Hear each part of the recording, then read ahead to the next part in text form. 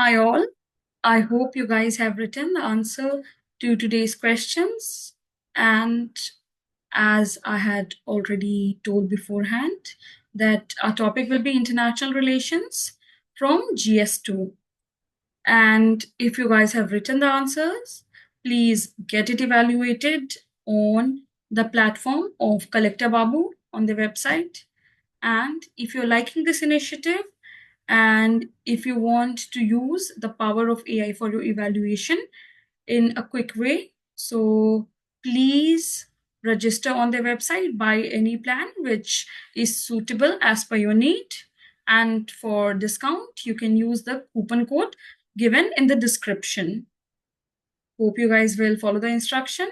So let us delve into the topic for today, which is international relations, and let's look into the questions that we have before us.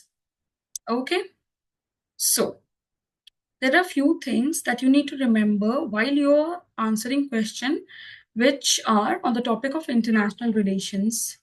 A, in each and every question which mention the name of any grouping or of any country, try to make maps. Okay, if the question is on diaspora, you can make a world map and talk about the achievements or something, but that's extreme.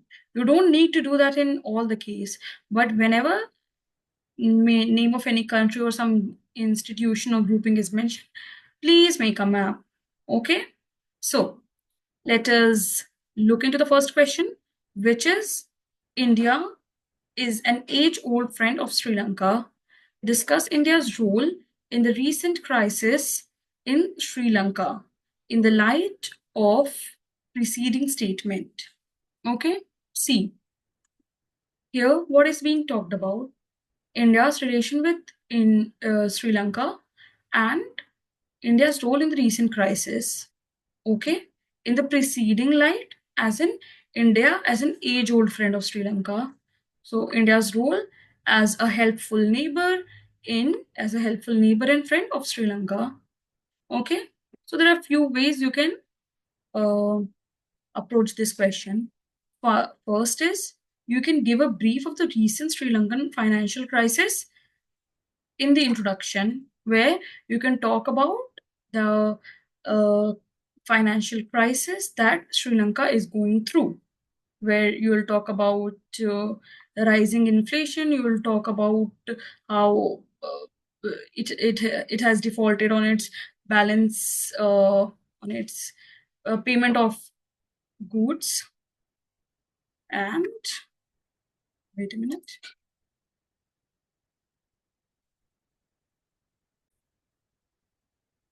Yes. So we'll talk about how it has failed to make payment on its current account, reflecting a bad impression on the balance of payment for Sri Lanka, and how it is in the current crisis, which is being mediated by IMF, etc. You can give a brief about the Sri Lankan crisis. Okay, you don't need to talk about reasons for Sri Lankan crisis and all. It's more about Indo-Sri Lankan relation in the given context, which you can understand from how India helped Sri Lanka. So after writing either that introduction or this about how Indian Sri Lankan relation have blossomed into cultural, religious, and linguistic interaction. Okay, we'll talk about strengthening of neighborhood first and neighborhood first policy, etc. And you'll talk about how Saga Doctrine, etc., helps India and Sri Lanka to build together the relationship. After the introduction, you will be making a map. Like you wrote your introduction here, then on the right side, you can just make a map. You can make a rough Indian map, okay? And you can make a map of Sri Lanka, okay? And what you can do is in that map itself, just label some of the major issues. Like you can talk about the Vaj Bank, Kachativu Island issue, fishermen issue, Tamilian issues, okay? Just mention it briefly, because just this is, if you just draw, It does not mean a lot, but if you label it, it increases the value. Okay, that is needed. Okay, so what are we going to do? So let's erase this. So you have to draw this map and label it. After that, you'll talk about Indo-Sri Lankan age-old friendship can be understood as, in the light of preceding, in context of recent crisis, Indo-Sri Lankan age-old friendship can be understood as. Okay. So, what are some of the facets that we'll be talking about? We'll be talking about humanitarian response during economic collapse. Okay, the 2022 economic crisis that we're talking about, India provided nearly 3.8 billion in financial assistance. Okay, you'll talk about extending credit lines for essential commodities. Okay, then you'll talk about geopolitical strategic consideration, maintaining soft power influence, and you can quote some of the experts like Rajiv Sikri perspective of using strategic patience with constructive engagement, because India's relation with most of its neighbor has, excluding Pakistan, has been of constructive engagement. Okay, so you will talk about the soft power influence. Then you will talk about economic cooperation. Here we talked about in humanitarian perspective, like importing essentials like food, medicines, etc. Then we will talk about in economic cooperation perspective, like extending line of credit of around $500 million for purchasing petroleum product. And you can give some data like forex currency swap of $400 million under SAC currency swap framework. For getting all these points, you need to follow the news so that you get some of the data which you can use as arguments and substantiation when you talk about India's relation with any other country or grouping. You'll talk about diplomatic mediation and political stability, how India has always endeavored for it. You'll talk about in about encouraging the democratic processes and putting pressure so as to let the democracy work, and to also prevent external power to interfere in the times of political instability. Then you will talk about humanitarian and cultural. Mostly, you'll just talk about cultural diplomacy, how emergency medical aid was provided during COVID-19 and also during economic crisis, about ICCR scholarship, and also the Hinduism Buddhism connect that links India and Sri Lanka, and building together the tourist potential, etc. Okay, you can talk about some of the challenges. While we have written here in point format, you can just make a hub and spoke model, because we don't have a lot of time to answer this question. You can just make a hub and spoke and write maybe two or three challenges, like the complex ethnic dynamics between Tamilians and Sinhalese, or talking about balancing strategic interest in Sri Lanka. Okay, or navigating international geopolitical complexities. You can give certain examples how Sri Lanka needs to balance uh, China as well as India, and how India should not appear as a big brother while dealing with Sri Lanka. Fair enough. Now we'll talk about prioritizing constructive engagement, which Rajiv Sikri also talked about. So, what did we understand from this question? Firstly, we need to gauge that, which is that there are a few things that one needs to know while answering the question. First is to break down the question. Second is to exploit the opportunity where you can use the same question for value addition. For example, what are the scopes of value addition? For example, a diagram. For example, a lot of data and facts, and also quotes by certain uh, thinkers from international relations perspective.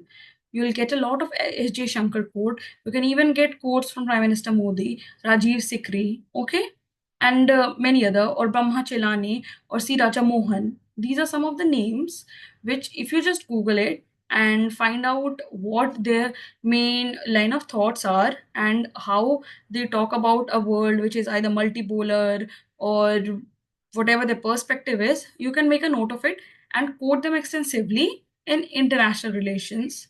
While this question, or the question we did today, we did it purely from writing a basic answer on the topic of international relation and how to approach it.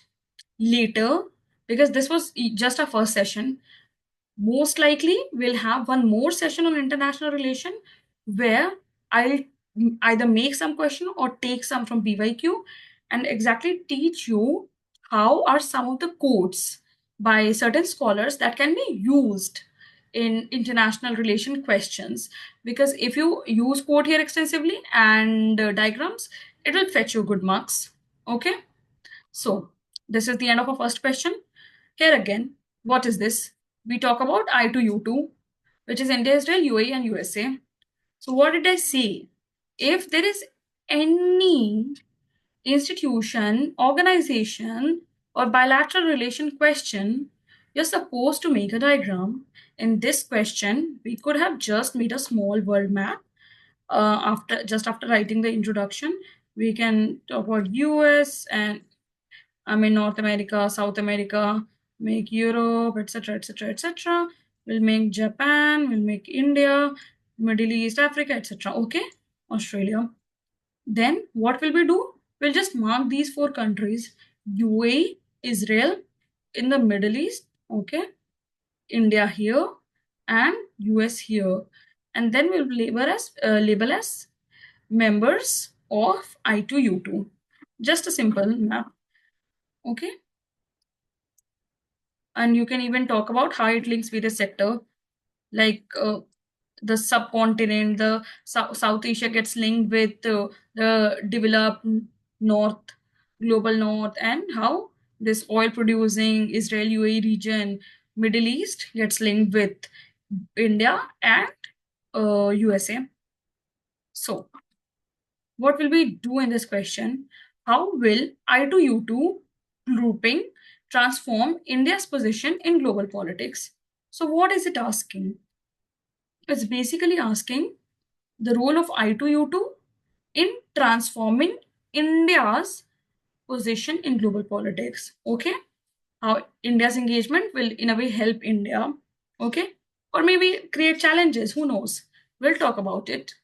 So first we'll just give a small introduction about what this grouping is or why it is known as Quad 2, just a small introduction into it.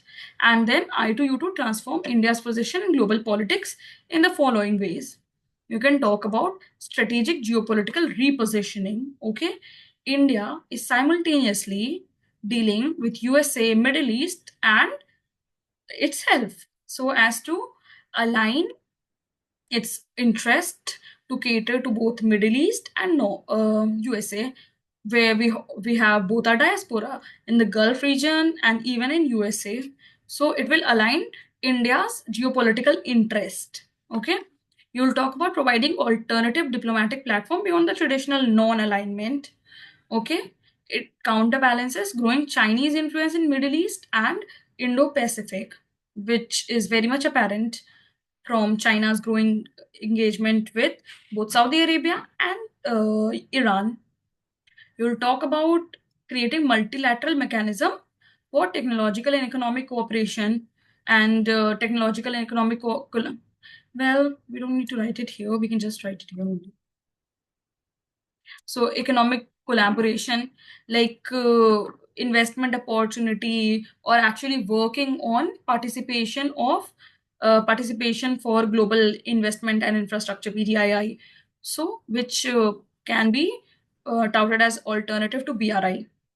We'll talk about facilitating technology transfer, joint research, development initiative, working together for clean energy. Like basically, what are India's interest and how it will help.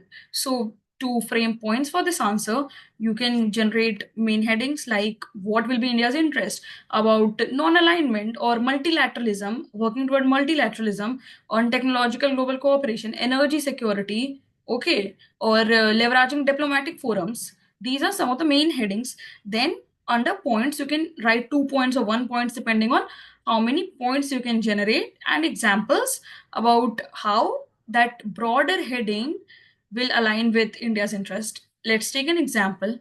If you're talking about diplomatic leverage in global forums, okay? If India engages more with I2U2. What will it help India with? It will help in enhancing negotiation capabilities. Okay. What else? It will help India to position as a global economic position its viewpoint in global economic and strategic discussion, and then as an alternative to become a global power. So, and mediator to become that Vishwaguru. We talk about increased trade opportunity both with Middle East, increase going beyond traditional oil and petroleum product imports and import to actually diversify the portfolio. Okay, you will talk about expanding trade. You can talk about building knowledge partnership. Okay, then what else? You'll talk about security and technological cooperation, how cyber security, particularly with Israel, which is very much adept in developing both defense related equipments as well as increasing cyber security capability. You'll so through engagement with I2U2, India will help to develop its capability and importance in global politics. One more way to actually answer this could be, well, the headings will be the same, but to evaluate and understand India's relationship with UAE, USA, and Israel. And then you can talk about like India's relation with Israel, helping in agriculture, cybersecurity, defense related equipment, etc., or infrastructure related to irrigation, etc. For UAE, it's like importing petroleum product or the FTA that has been SEPA that has been signed. With USA, India has like all kind of relation, military relation. It also has economic and trade relation, etc. So to generate points, you can actually look into what and how India's relation has been with the respective countries which comprise the member of the groups. Okay, and then that itself will help you in developing certain challenges. To develop points to write challenges. For example, balancing diverse national interest, like Israel and UAE, both, even though they have come together very close after the Abraham Accords and all, but still there are certain challenges in their relationship. For example, the Hamas attack, etc., like Israel Hamas war, that has led to a bridge, not bridge, like a wedge between UAE's interest, which is aligning with Arab interest and Israel's interest. Okay, so that will portray itself as some of the challenges, and then you can talk about managing external influence, for example, Chinese influence. Okay, and at the same time, maintaining strategic autonomy that has been India's go to move from the very beginning. Then, what will we talk about while writing conclusion? We can just say that the I2U2 grouping will help ensure flexible materialism as the future of global diplomacy, flexible multilateralism. Or what else can we talk about? We can talk about minilateralism as well, because this is not a multilateral group comprising a lot of countries, but a group with a few countries. You can talk about how minilateralism will help reform multilateralism. Okay, so the last question is about Indian diaspora. How Indian diaspora has scaled new heights in the West. Describe its economic and political benefits from India for India. There is an interesting term that Prime Minister used for Indian diaspora, which was a Vishwadut. So while writing your answer, you can just either use this in introduction or in conclusion that, well, most likely introduction, how Prime Minister has touted Indian diaspora as Vishwadut for India and how they help in furthering India's economic and political interest. You can give a few examples like Satya Nadella, Kamala Harris, etc. Rishi Sunak. So we'll talk about significance of Indian diaspora, first the economic benefit and then the political benefit. For example, in the economic benefit, most important is the remittance. According to the most recent data, while this is the most famous data, it has like generally been over 100 billion. The latest data was around over 180, sorry, 120 billion. You'll talk about brain gain through technology transfer and through acquisition of skills and knowledge. Okay, you can talk about various program like reverse brain drain type. You'll talk about FDI, the affinity for Indian culture. So you'll talk about securing market abroad as well. Then for political benefit, lobbying and advocacy, the most famous actually uh, gain that India uh, received through its diaspora influence was Indo-US nuclear deal. Okay, the 123 Indo-US nuclear deal. You will talk about lobbying and advocacy, the civil nuclear deal between India and USA. It is like one of the most uh, revered or celebrated achievement of the Indian diaspora for India. Then we'll talk about multilateral diplomacy, like how Indian diaspora in various countries they help secure India's interest. For example, talking about seeking permanent candidature of India in the UNSC. We will talk about the bilateral diplomacy. For example, if there are many Indian leaders in some, like Indian origin leader in other countries' parliament, what they try to do is they try to even work for India's interest by actually lobbying in India's interest. For example, renewing FTA or getting some favorable clause for increasing economic or political relations. And you can just conclude by saying the dual political and economic role that helps underscore the vital contribution that is done by the diaspora for their both home country and host country. That's it for today. Hope you guys learned something. And if there are questions, particularly about how to write answer and what are the specific doubts in international relations, you can comment on the video below. All right, take care.